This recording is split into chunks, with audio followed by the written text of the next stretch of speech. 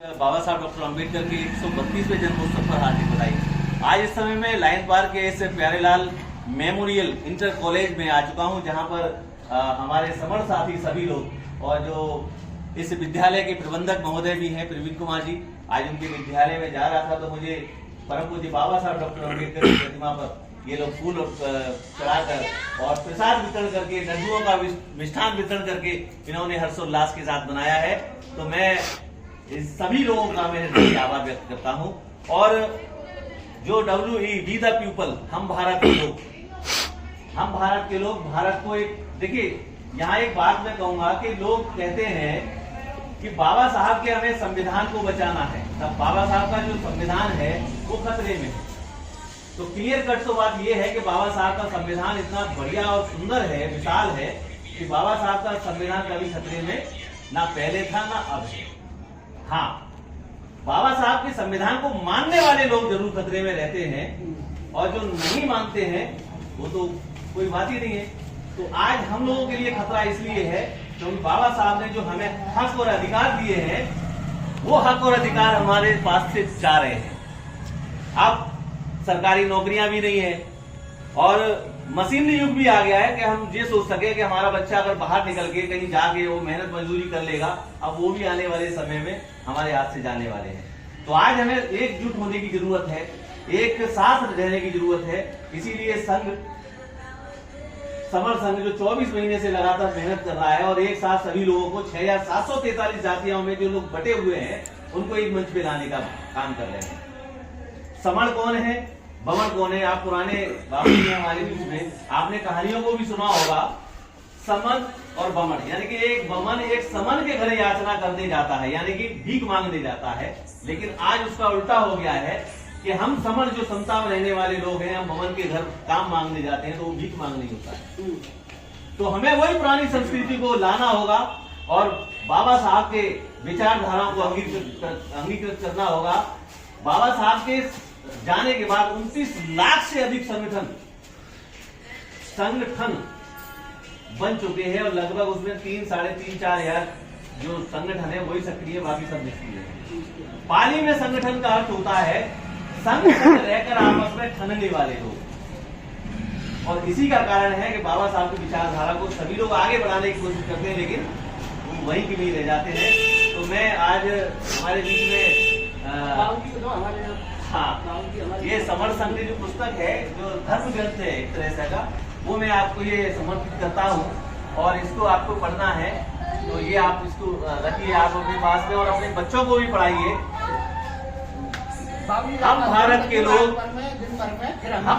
लोग भारत को एक संपूर्ण प्रभुत्व संपन्न समाजवादी धर्मनिरपेक्ष लोकतंत्रात्मक गणराज्य बनाने के लिए तथा उसके प्रत्येक नागरिक को सामाजिक, आर्थिक, राजनीतिक न्याय, विचार, अभिव्यक्ति, विश्वास, धर्म और उपासना की स्वतंत्रता, प्रतिष्ठा और अवसर की समता प्राप्त करने के लिए तथा उन सब में व्यक्ति की गरिमा, राष्ट्र की एकता और अखंडता सुनिश्चित करने वाली बंधुता बढ़ाने के लिए आज अपनी संविधान सभा में तारीख 26 नवंबर सन 1949 को एतद द्वारा इस संविधान को अंगीकृत, अधिनियमित और आत्मर्पित करते हैं।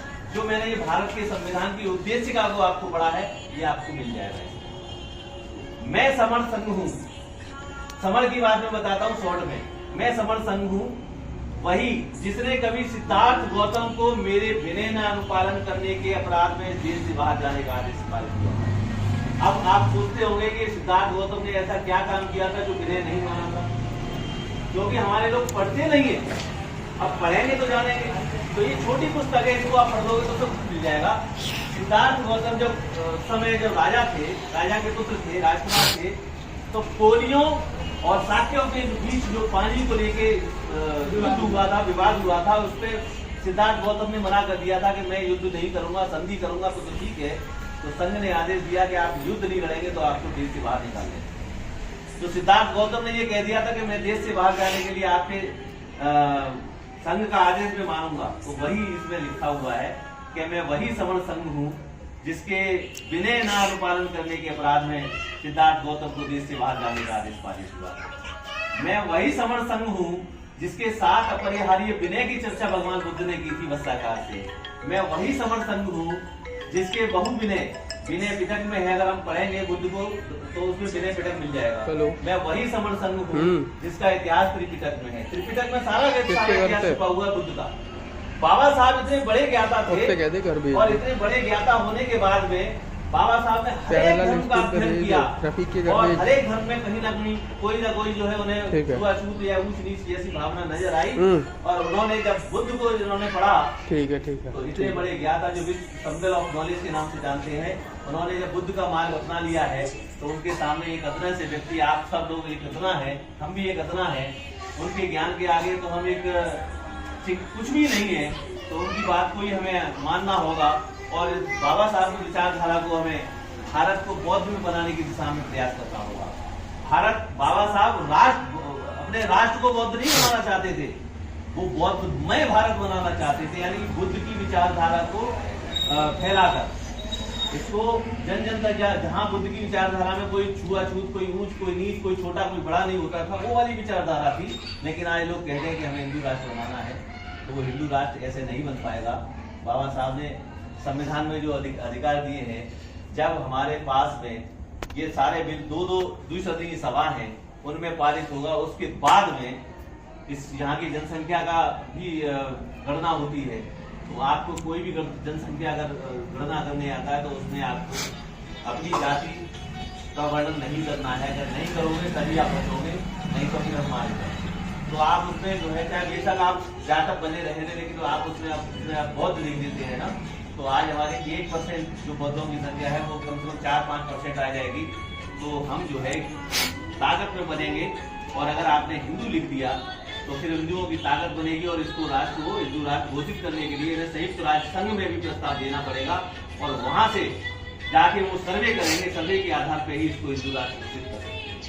और जब हिंदू राष्ट्र घोषित हो जाएगा तो आप जान सकते हैं कि रामचरितमानस पे जो चौपाइयों पे जो ड्यूटी चल रही है कि ढोल गवार शूद्र का सुनारी, ये सब ताड़न के अधिकारी नारी, यानी कि पशु जैसी जिंदगी में हमें रखा जाता था। आज बाबा साहब की वजह से हम लोग बाहर आ चुके हैं और ऐसे अच्छे वस्त्र पहन रहे हैं। तो सबसे पहले आज के इस 132वें जन्मोत्सव पर बहुत बहुत साधुवाद देता हूँ कि आप लोगों ने अपने विद्यालय में ऐसा सुंदर कार्यक्रम रखा है। और मैं चाहूँगा कि अगले वर्ष में हमारा एक नारा चल रहा है कि हमें इकट्ठे कैसे होना है। तो एक अम्बेडकर, एक शहर, एक दिन, जब हम लोग बनाएंगे, एक साथ इकट्ठे हो जाएंगे तो लोगों को पता चलेगा कि हमारी संख्या कितनी है। अभी हम जगह जगह टुकड़ों में बाबा साहब की जयंतियाँ मना रहे हैं और जब एक सामूहिक रूप से एक जयंती मनाएंगे किसी भी जगह, तो वहाँ का दृश्य ही कुछ अलग होगा। इन्हीं शब्दों के साथ मैं अपनी बात को समाप्त करता हूँ और बाबा साहब को मैं श्रद्धापूर्वक अर्पित करते हुए अपनी वक्तव्य को यही समाप्त करता हूँ। बाबा साहेब, बाबा साहेब, बाबा साहेब, बाबा साहेब, जय भीम। बहुत अच्छा लगा।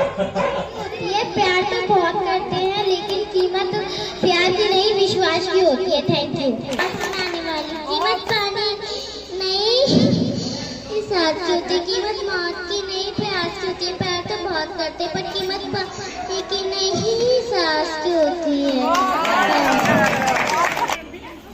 नींद अपनी खोकर जगाया था हमको, नींद अपनी खोकर जगाया था हमको, आंसू अपने गिराकर हंसाया था हमको, आंसू अपने गिराकर हंसाया था हमको। हम चाहते हैं कि भीमराव अंबेडकर हमारी पढ़ाई बहुत अच्छी हो और मैं यह कहना चाहती हूँ कि आज हम सब यहाँ इकट्ठे हुए हैं, मैं यह कहना चाहती हूँ कि अच्छा काम किया है। ऐसे महान व्यक्ति के लिए मेरा कोटि कोटि नमन। धन्यवाद। अंबेडकर जी की जयंती पर कोटि कोटि नमन। जो पानी से नहाते हैं वो लिबास बदलते हैं, जो पानी से नहाते हैं वो लिबास बदलते हैं, जो पसीने से नहाते हैं वो इतिहास बदलते हैं।